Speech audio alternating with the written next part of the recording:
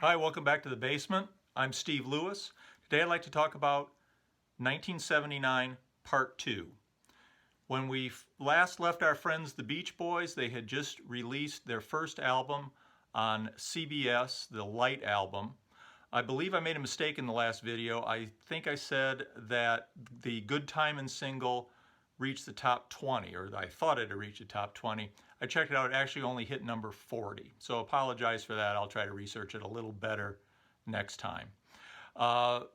Anyway, Light album came out, did not make any big sensation. Was not a terrible album, certainly a step up from their prior album. And as we saw early in the year, the country was locked into disco mania.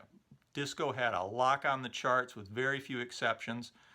Things were beginning to change though. The disco backlash was beginning to kick in. Nothing could be that big without a pretty major backlash coming, and disco got it in a big way, of course. New wave was punk had sort of given way to new wave. In '78, you might have heard the Cars on the radio. You might have heard Take Me to the River by the Talking Heads. A few little things were starting to sneak in there. In the spring, right around the time the Beach Boys album came out, Blondie had their big, massive #1 hit with Heart of Glass, which was new wave, but also danceable. That was huge. Now, still at this time, you have to know that new wave was considered very sketchy. It wasn't, people weren't sure about it.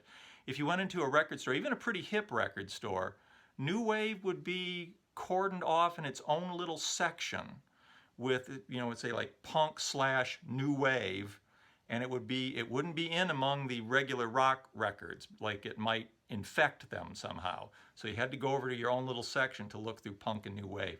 That spring you might also have heard maybe Accidents Will Happen by Elvis Costello might have slipped in the spring of '79 onto the radio. And that's in the summer, you might have heard some things from the first Joe Jackson album. The Cars had some hits, minor hits through '79. Blondie continued to have some more minor hits. So new wave was kind of sneaking in there, and then in the summer there was the Knack, which was, they looked different, they wore neckties, so they were considered new wave. Let me read you a little bit of course then there were what we now call classic rock, which at the time was just rock records, Journey, Styx, those types of bands, Foreigner, that were doing well as well. Let me read you some excerpts from the November 1979 chart to give you an idea. At #1, Dim All the Lights by Donna Summer. Donna Summer still got a pretty high charting record there. Still by the Commodores at #2. Then at 3, Heartache Tonight by the Eagles. Babe by Styx at #4. Then as you move down the chart, there's disco stuff, but there's You Decorated My Life by Kenny Rogers. Don't Stop Till You Get Enough by Michael Jackson, which, great record. Good Girls Don't by the Knack. Dirty White Boy by Foreigner. Take the Long Way Home by Supertramp. So as you can see, disco was on the wane on the charts. The charts had gotten very weird. Things could sneak in at that point that could never have snuck in before or since. So the Beach Boys had put out their album in March of the year, done some touring to back it, and were not that active as a recording unit for the rest of the year. But they were at least peripherally involved in 3 very weird pop cultural phenomena. First one, in the spring of that year, Alan and Mike recorded a track that they submitted for the title song to the roller disco film Skate Town, USA. It was rejected in favor of a song by Dave Mason. And in fairness, I can see why. One, Dave Mason was a founding member of Traffic, so he had cred that the Beach Boys at this point did not have. Secondly, 2 years earlier, in late '77, he'd had a big hit with We Just Disagree. So he was a recent chart commodity, more recent than the Beach Boys, or at least higher charting than the Beach Boys. And his song was more of a disco song. This was a roller disco. Skate Town, USA was a roller disco comedy, and it was bad. The track that Mike and Al submitted ended up on this bootleg album. It came out around 1985. There's not much to recommend the song. It's really a self-parody. It sounds like it's the Beach Boys doing a parody of the Beach Boys. The movie, however, is really bizarre. It's something that just could not have existed at any other time. So it's a roller disco movie, and I've watched it just out of curiosity. It stars Patrick Swayze in his first starring role. Okay. But then it's got Scott Baio, Chachi, as he was known from Happy Days at the time, who later went on to be Charles in Charge and then a very early adopter of Donald Trump. It has Flip Wilson. It has Marcia Brady, Maureen McCormick. It has Ron Palillo, Arnold Horshack as some sort of he's playing a heavy, but he's kind of a disco S&M guy with a fro. It's a very, very strange movie, and it's meant to be, it's a comedy, but it's you kind of get the sense that they originally set out to make a roller version of Saturday Night Fever, but then realized this isn't working, so let's just make it silly. There's a race down a pier with some sort of rocket-powered, like a chicken race down a pier with some sort of rocket-powered skates, and there's another scene where Marcia, or Maureen McCormick, and Ron Palillo, Horshack, and Marcia go off in a car and eat pizza together instead of making out, which is what you'd expect was going to happen. Anyway, it's goofy. And it also has Ruth Buzzy and Billy Barty and Dorothy Stratton. And if you don't know who either of those people are, you should look them up and think what the chances that Billy Barty and Dorothy Stratton would ever be in the same movie. It is really, really bizarre, and it's so 1979, really a weird, weird thing. Mike and Al wrote another song for a movie, and this one they had a little bit more success with. It got into the movie, and it's not a bad track. It was for the Americathon soundtrack, another weird, weird movie. And came out later in the year. Their song, It's a Beautiful Day, which is a pretty good song, actually. Pretty enjoyable. Again, it's a bit of a Beach Boy pastiche. They're kind of imitating themselves, but in a little more credible way here. Plays over the opening titles. The movie also has one of those weird casts. It's got John Ritter, Jack Tripper from Three's Company, playing Chet Roosevelt, the President of the United States. Let me show you the back cover here. It's got Harvey Korman from the Carol Burnett Show. It's got Fred Willard, who at the time was probably best known as Jerry Hubbard from Fernwood Tonight, but later was in all those Christopher Guest mockumentaries. And Fred Willard is good in anything. Unfortunately, Fred Willard is not always in good stuff. Who else? It had Elvis Costello, which is the reason I went to see it, because you didn't get a chance to see these people. So I went to see it for Elvis Costello. I actually went and saw it in the theater.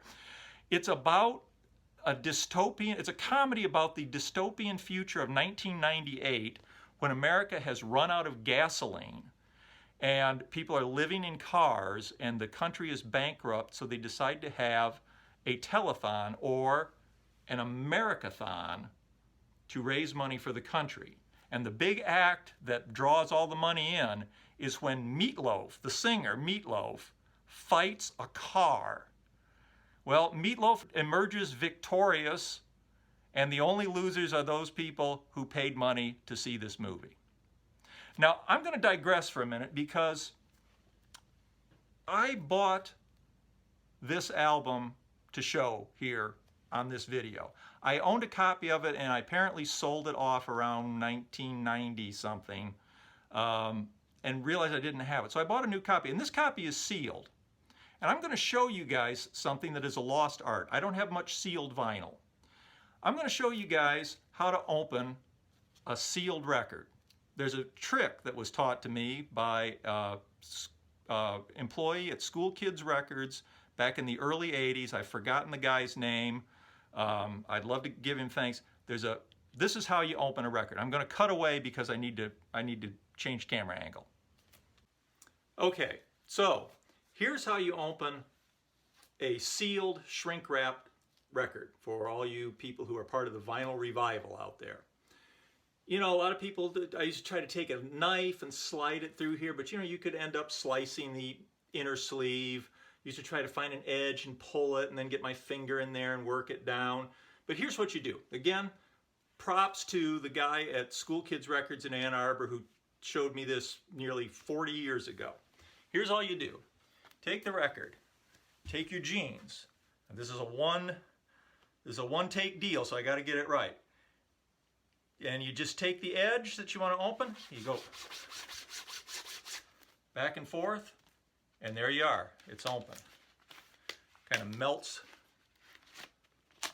and you can get your record out of your sleeve, and you've got a nice little slot there. Beautiful, huh? Okay, so that's Americathon. One more weird thing that the Beach Boys were involved in 1979, which was a weird year anyway.